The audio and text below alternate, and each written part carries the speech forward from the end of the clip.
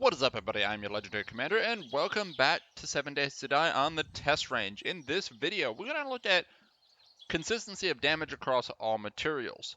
Does a zombie come up to a wood piece and hit it as hard as it does a steel piece? Does a zombie hit harder if it's a different zombie? If it's feral or radiated, does it hit even harder, and does it damage certain materials more? We're going to find all that here. So for a straight answer, does a zombie hit a wood piece harder than it does a metal piece? The answer is no. I popped out a nurse, and the nurse essentially did 8 damage across every one of these pieces of material. Then I popped out another zombie, and that zombie did 9 damage. And another one did 20 damage. Then the next thing I checked out was whether or not a feral does more damage. So what I did was I used the nurse I was already using and made a feral one. The feral nurse definitely hit harder. It hit for about 24 points of damage. Again, I tested it across all boards just to make sure. Wood, metal, it doesn't matter. It's going to hit it the same.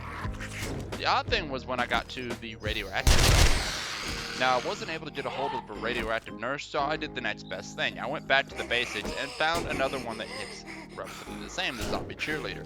And so I spawned a radioactive zombie cheerleader as well as a feral to check all the levels. For the first two, she followed up exactly the same. Then, the next thing was weird. The radioactive zombie hit for 28 damage. And I killed it.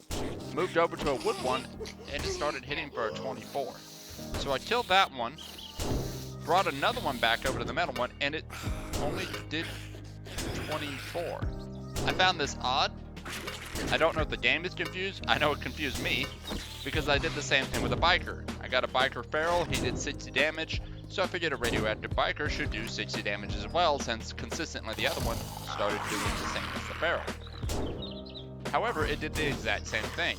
It hit for about 72, higher than the feral, but then when I killed it and spawned another one in, it hit for only 60. So this is weird, but it still does kind of answer the question. Should you be fearful of radioactive zombies? Probably, because it looks like they sometimes can hit harder than a feral. Should you focus them down first? Yes, absolutely. Kill the radioactive zombies, but don't also forget about the ferals. They blend much better and can hide amongst regular zombies. Regular zombies attack slow, while ferals and radioactive ones attack much faster, which means they can put out more damage. However, again, not all zombies are hit the same. A biker zombie, again, is going to hit harder than a cheerleader zombie, so focus down that biker zombie, but also remember he's got more health, so he's going to take a lot more to put down.